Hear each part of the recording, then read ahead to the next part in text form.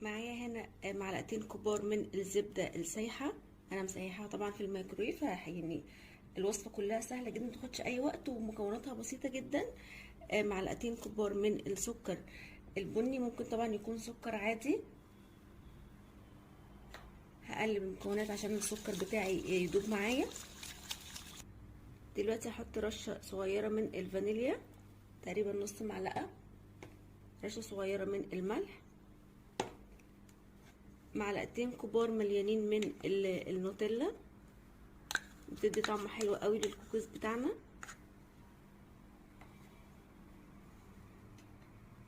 هرجع اقلب.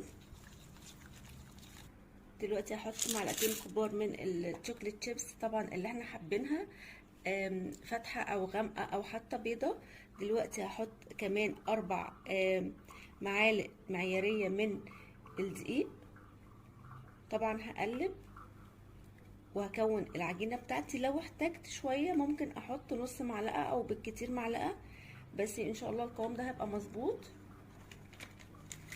شايفين بقى المعلقه الصغيره دي، مش الصغيره اللي هي دي، من المعالق المعيارية الصغيره بتعمل 2. هحط معلقه منها بالشكل ده كده. هقلب بقى الكوكيز بتاعتنا، وكده الكوكيز بتاعتنا بقت جاهزه. هحطها في اي حاجه عندي بتدخل الميكرويف بالشكل ده كده. انا طبعا كان ممكن اشتغل هنا من الاول وما وسخش اي حاجه غير هو المج اللي انا هدخله الميكرويف بس كده.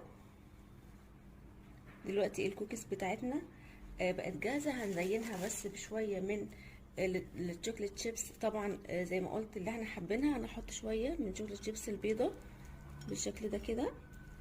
هدخلها بقى الميكرويف من دقيقه لدقيقه ونص حسب الميكرويف بتاعنا الوات بتاعه كام وات.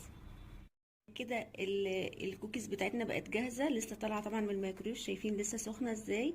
ممكن طبعا نسيبها لحد ما تبرد. شايفين بقى القوام بتاعها قد ايه حلو، وحلوه جدا وطعمها حلو جدا جدا. كوكيز سهله وسريعه، متاخدش اي وقت. وشايفين بقى الطبقات من جوه نفس الكوكيز المخبوزه في الفرن، واخده وقت ومجهود مع انها وصفه سهله وبسيطه. يا رب وصفه النهارده تكون عجبتكم، واللي عجب الفيديو يا ريت يعمل لايك. والسلام عليكم ورحمه الله.